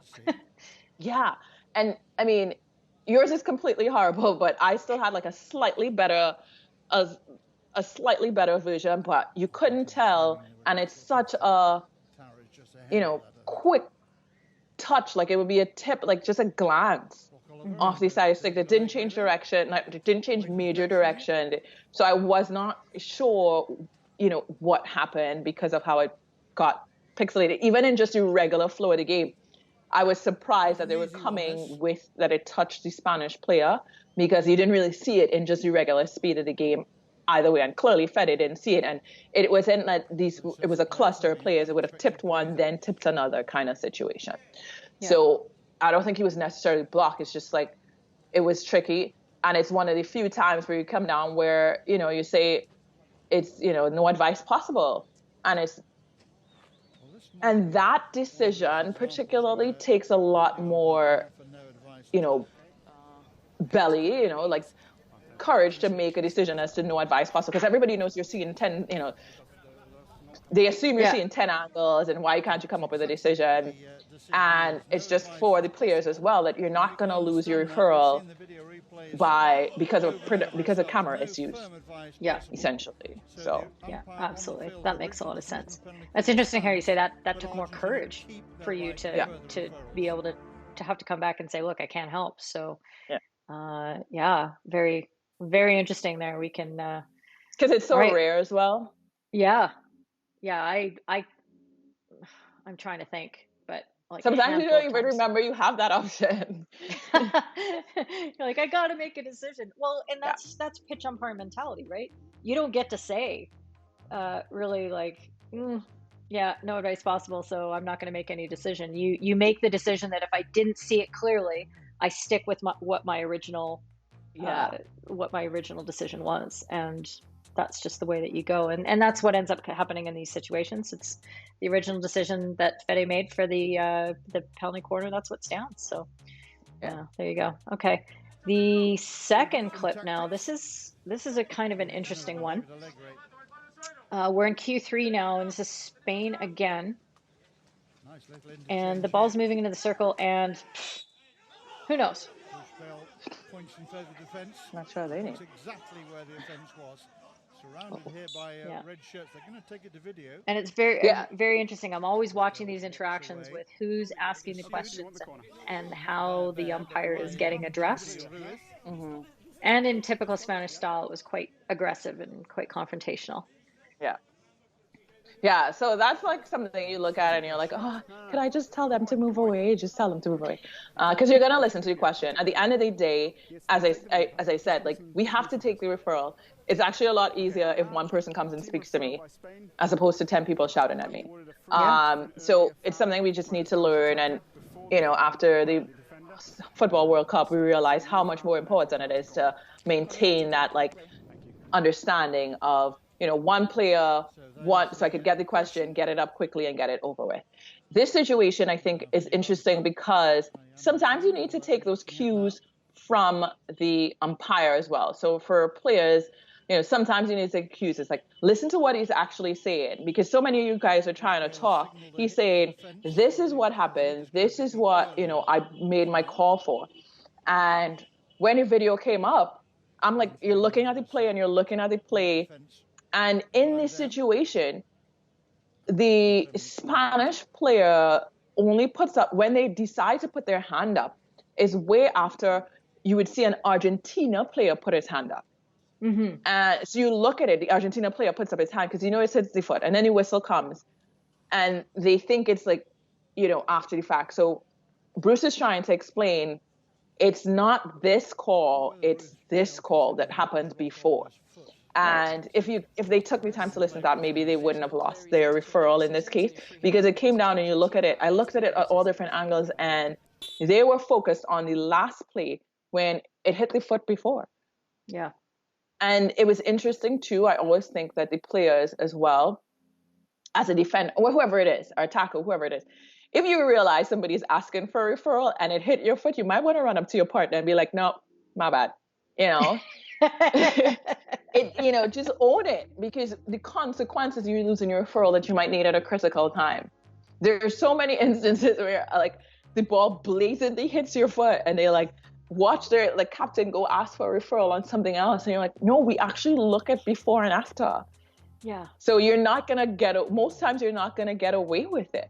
So just like stop them in their tracks and be like, no, my bad, and just kind of move on. Yeah, and it's a question of those angles, right? You know, the captain is looking at something from a different angle, and but it's not the definitive one. So yeah, there you go. So the third clip from this game here. That was well done. Argentina's breaking into the circle now, and it's a little bit messy. And now we have another Fede referral. So Argentina are going for referral here. What I like in this one is that he's very calm, and he remembers pretty much right away. He's like, oh yeah, I got to go talk to Bruce because I need Bruce to. Yeah, I think as a whole, I think both him and the players as well. I think at this point, it's like a calm down. Like, one player came and then he was like, wait, I'm not the one with the information. He stepped away. The guy who actually made the play came up and, you know, asked this question. So it was actually a very smooth process from the pitch, even though we were having technical difficulties, even though we had a bit of crowding in other situations. It came like, you know, it's almost like they're learning throughout the whole process, both umpire and players. Yeah. And it was pretty straightforward. It was more about getting the right angle to see what you're looking for, because it was, you know, when you see it, it's just like, oh, yep, he put his stick down. It was his glove. All it is, like, all glove. His feet was nowhere there, and it actually got played to the other player's foot. Like, yeah. It's pretty straightforward. Yeah, absolutely. And again, you know, understanding that this is Federico looking through across the circle. There's tons of bodies in front of him. It's very close quarters. Again, these are the vulnerable areas that video umpiring really helps out in. And if you don't have the luxury of video umpire, this is where your supporting umpire really needs to help out. But yeah. That's what I was going to get to. It was one of those instances where, if you think about logically where your disengaged umpire is going to be, it's probably going to be, you know, closer to the ball and stuff. And it could be a situation where they could help. But with all those players inside the circle, and you're, you know, assuming that your engaged umpire is on the ball, your engaged umpire is on the ball, that they tend to like look away, and it's like a split second, right? So you look away to check and make sure nothing else is happening, and it's like a split second later, like a ball hits a foot or a stick, and you're like, I can't help. There you go. Okay. Yeah, so I took a look at the ball that came off of the Argentinian's arm. Okay. It came off of his glove and went directly to the foot of the Spanish player. Right, so therefore, it is a penalty corner, and Argentina keeps their referral. So that was a neat little moment there where you gave further explanation, because you actually had more communication come up from the pitch where they specifically wanted to make sure that you had looked at what they were hoping that you were going to look at. So, I mean, I love that kind of thing. And I think everybody at home does too. And that's where you hear, as soon as stuff happens, you hear it in your you're in your mic. It's the same thing as like when somebody's hands goes up, you're actually listening to everything that's happening around the umpire. So that's important as well. Yeah. Because it cues you into other things. Yeah. Good. Okay. So our last clip here, we're going to go through. This happens in quarter 4. My favorite. Yeah. So tell me about this one, where it's 3-2 for Argentina before this ball goes into the net. And it's been a back and forth game, and it's pretty hot.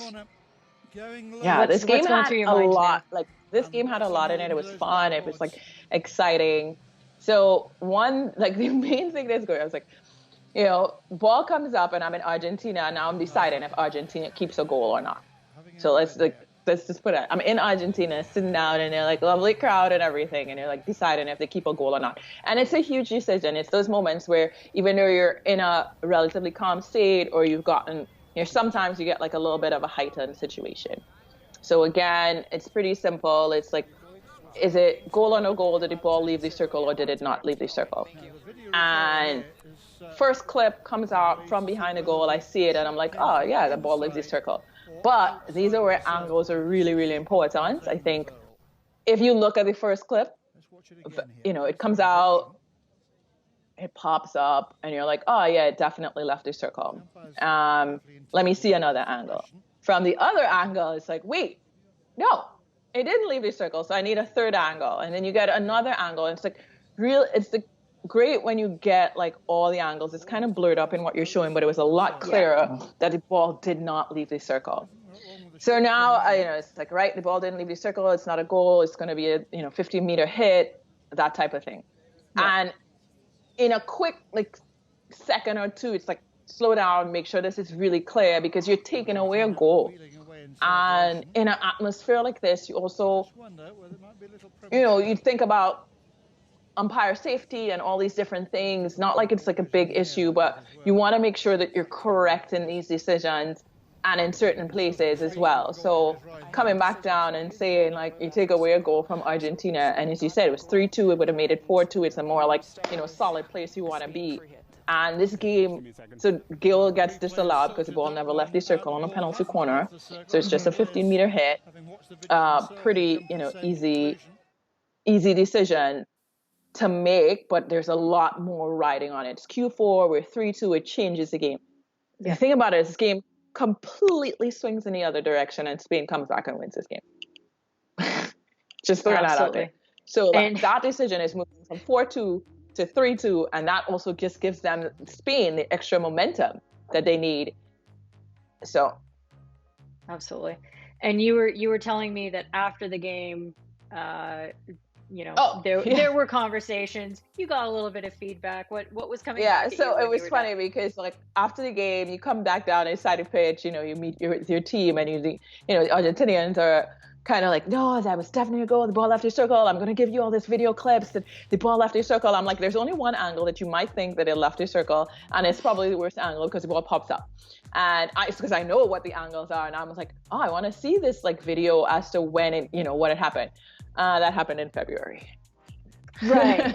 And you haven't heard anything Still waiting on a video clip. Yeah. And even you hear the commentator, I think in this one, to say like, you would have, if you look at the angle from behind, it looks like it left the circle. He actually explained it really well.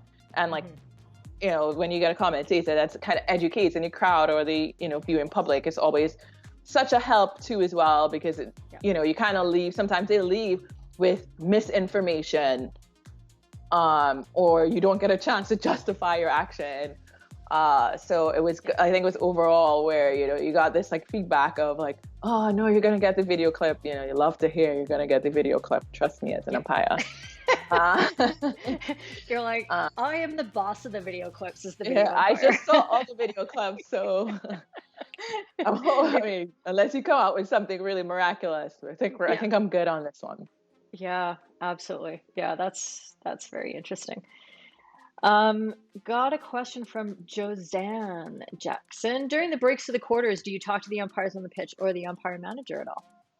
Generally not. Yeah, generally no. You just kind of come on and say, keep it going, guys. It's like, you don't want to, from a player perspective, you don't want like, in the first quarter, they were blowing this. And then in the second quarter, you're blowing that. And like, because of like influences from all over, you want consistency. And umpires managers generally don't come and talk to you during any of the breaks. And I don't think it's my place to chime in with anything unless, the only reason I would say unless is if it's something like physical off ball that you're seeing happening and the umpires are not able to catch. Or like, you might have like somebody complaining to the umpires about something and they're not able to catch it. You might jump in there and say like, guys, so this is what I'm seeing. This is the number. You might want to check it out. Whatever it might. But most of the times, like 99% of the times, you're like, most of you might come on with is like, have a good game. Keep it going. You're amazing. That's it. Yeah, absolutely. Or maybe if there was a technical issue, like something with the mics or whatever, you might want to, Okay. Yeah, that totally makes sense. So it's not game specific. Yeah. There you go. All right. If you guys have any more questions, bring them on now because we are wrapping up. I think we have time for a couple more, but that was really good. You went through a lot of different scenarios and with the no advice possible and all that kind of thing. So I think we covered off a lot of great stuff. Maggie just contributing a bit of feedback here that sometimes the on-field umpires will ask the video umpire to look at something. And is that something that has happened for you? Yeah, of course. Like sometimes they're like, oh, did you see like this or the card or the number or something like that? So they can ask you for feedback and you're obviously more than willing because it's them trying to figure out what's going to make their game better. So in context of the game, and it's much more like that's a lot easier. You come in. Yeah, she's absolutely right there. It's like sometimes they ask you for stuff and it's not a big deal to give them the information once you have it. Yeah, absolutely. I get the feeling, we had our talk yesterday, we talked last week, we're talking here now, and you seem to really actually enjoy this as video, to be a video umpire. Where do you think that comes from? Like, there's obviously an energy and a passion there, and what is it about video umpiring that you really like? I think one thing I said to you is that, like, in my regular life, like in my regular career, most companies I enter is going through some type of change. And I think my introduction to video umpiring was during a change. And it was during a change of not only like the physical appearance of it, but the mental aspect of it for the umpires, where they trust the process and them trusting the process more allows the players to trust the process more. So I think my introduction was really beneficial like that. Like, ton of information kind of blew it on me with doing 2 games and sitting down in 100 debriefs over a 2-week period. It was such a wealth of information that I gained a comfort level associated with it. It was an amazing experience. And then I think also going back to the feedback on the South Africa, where getting injured at a tournament didn't mean that I was totally taken out of the tournament. I still had an opportunity to be part of the team and thinking of the video umpire as not somebody who is like separate from the team, but actually a critical person in the team. So the appointment, like if we still had like only dedicated video umpires and you get the appointment to Olympic Games as a dedicated video umpire, the feeling is going to still be the same. Like, I'm going to an Olympic game. I'm getting awarded to the final of the World Cup as a video umpire, yes or no. Like, the feeling, for me at least, is still the same. So there's still goals and there's still a lot of things you can achieve in that realm. So it's just building on your professional experience. It helps with your game. It's adding to the game. So I cannot look at it as negatively. It's an opportunity to be on more games and see more hockey live. And now, if you think of it, as we change over to the equally amazing like whole process, and going on a men's game and stuff like that, be in the video, you get to feel the temperature of the game before you're just thrusted onto a match, you know? Yeah. So it actually is such a beneficial point for the sport. Is like, how could you not enjoy it? Like if you're actually trying to be engaged and still trying to be a part of the sport and move the sport along. Yeah, that's awesome. I do enjoy being on the pitch as well, just for clarification, just as much. Of course, yeah. One thing that I've noticed that I think has come through for a few umpires is that, and I'm going to single him out because it was really neat to see his journey, but somebody like Bruce Bale, I remember him taking some dedicated video umpire roles at tournaments, and he's exceptional. Like he's so technically spot on, proficient. He's very concise. He's a great communicator, all that kind of stuff. And he was just nailing in the video booth. And then when he got back out on the pitch on, you know, in later tournaments, you could see that confidence and you could see his technical proficiency now really coming through on the pitch, because I think he realized just how good he was at making accurate decisions. And so spending time in the booth made him a better pitch umpire, in my opinion. Well, and that's the thing, like I would go back to my experience in Valencia. I had some of the umpires who were there that I've met before that came up to me and it's like, oh, how do you feel about being the video umpire? You know, do you feel like it's going to hurt your career? And I was like, oh, I didn't even think about it from that perspective at all. Yeah. Like, because it's not like they're going to be like, we're taking away your badge, you're only a video umpire. Well, I mean, I didn't think that was possible. I was like, all this hard work, there's no way they're just going to grab that away from me. So, like, my introduction to it was positive. Like, my feeling towards it from the beginning was a positive one, because I'm like, I would not have been appointed at that stage of my career. I would not have been appointed to Valencia as one of the umpires because of the amount of people that were ahead of me at that point and stuff like that. So this was an opportunity to get to Olympic qualifier with a lot of teams and a lot of people. It's just like, yeah, I'm there, you know? So it's just, so, you know, and it helps so much, like, understanding the sport and being able to go back and forth, as I mentioned before. Yeah, absolutely. And overall, I think the message that I take away from that is that watching games is crucial for your umpiring development. Like you just have to see more games. There's only so many games you can physically do. And because of logistics and travel and schedules and stuff, like there's only so many, but you can watch games now whenever you want. I mean, if I had started out in the area where there was matches being streamed online all the time, I mean, who knows, especially for Olympic final. But those of us who are from the smaller countries, especially where we lack regular, strong competition to prepare us for these big tournaments, video is just so crucial. And so if you look at where we are now, sorry not to cut you off, but like in our current situation with this, like in your house pandemic, you know, lockdown quarantine situation, when am I going to get practice games? You know, you might, hopefully when we start back up, you're going to have something, you know, there's going to be something you can go to, but I'm still hoping. But the video libraries are there where you can see a lot of stuff. So you at least get into the game and you're going to get your fitness up. And it's probably going to be a little bit of a shaky start when you start back umpiring domestically or whatever it may be. But you can still keep yourself engaged with all the video content that we have now. So it actually works out for us right now that the video is such a big deal. Yeah, absolutely. Okay, last question. Let's bring this on from Simon. He's asking, when you return from a tourney, yes, and you are doing your mortal games without video help, does it make a difference? Does it change how you perform as a pitch umpire when you've had video and now you don't have video? It's a tricky transition for sure. But what I find with video and being in and out of the booth in general, you tweak your positioning quite a bit. And that's something that's beneficial when you don't have video at all. So I think, yes, it changes because your communication on radios are different and things like that. But the pro of it is that you actually get better, I think, at positioning wise and figuring out things, because you're like, when I had video and I was on the pitch, how did I miss this? Or when I was inside the pitch, you're like, oh, I like his position on this because he's able to like pick up things differently. So I think it has its pros and cons. Yes, my mere mortal life and then domestic hockey where there's not that much. It changes a little bit, but it's not bad. It's like actually a good switch where you understand, because you know that there's, it's not like you're thinking that the luxury of life, oh my God, I don't have video, I don't know how to umpire anymore.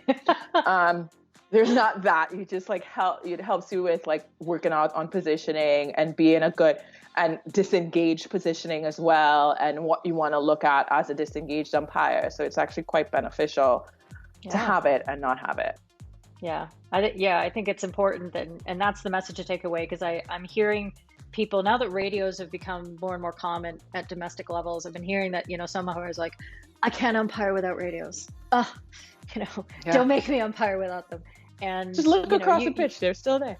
It's just an additional tool. It's just another step, another thing that can help make you better. And I prefer umpiring with radios, but it doesn't mean that I can't umpire without them. And sometimes it's good to do that because it reinforces body language and nonverbal communication and eye contact with your colleagues. So you don't forget those really important things, because you still need to have them even when you have radios, right? So exactly. There you go. Martin just chiming in there. Most of us don't get video help, but we have the players to help us with all their sets of eyes. So there you go. So many tools we have. Exactly. All right. Well, Ayanna, that was amazing. We went through so much and I learned a ton. I'm sure everybody at home learned a ton as well. You can keep popping your questions through. Ayanna is super active on social media, so she'll be around and hopefully getting a few tips in there as well for those of you who maybe watch on replay or anything like that. But it's been awesome. Ayanna, thank you so much for all of your time, and good luck with keeping up your training and finishing up your house. Yeah. Get all your renos done. Yes. And yeah, thank you very much for having me, Keely. I think this whole system you have set up is really positive, and it like gives us an outlet to discuss and just understand a lot of what's happening or what's being said out there or what is being questioned and things like that. I think overall it's a really positive experience. Everything, there's like little hiccups and stuff, but I think your motives are great in terms of like just getting the education out there and humanizing us umpires a little bit more. So it's a great outlet for us. And, things like this also helps us be engaged in these, again, and go back to the times of quarantine. Like, it's really fun to have this experience and come out and like revisit some stuff and say, oh yeah, that's why I made this decision. Just doing the homework and prepping for it was, fun. And it's like good to have the opportunity to be engaged with the public as well on this forum and explain what I'm doing. Absolutely. Yeah, it's an amazing opportunity, but this is what people asked for. They came to me and said, oh, get some umpires on there. I'm like, oh, that's genius. Boy, and us umpires like, oh my God, they want us on there, they're gonna rip us a new one. But it's actually turned out to be so positive. Yeah, and I think that's what's available to us, and we have to realize that as long as we're proactive about it, we take responsibility and we've got the right intentions at heart. There's so much we can do with this, and having you guys on, I've now had a player on, I've got a coach coming up next week. I'm thinking of maybe inviting a commentator on if there's anybody listening. So just getting all these dialogues going, I think it's been so incredibly valuable and rewarding. But the hockey family knows what they want. Like, you just listen to the people and they're asking for the right stuff. So I'm really glad you could be a part of it, and we will, I'm sure, be talking again very soon and doing more and all that stuff. So thanks a lot, Ayanna. Thank you. Stay safe, everybody. You bet.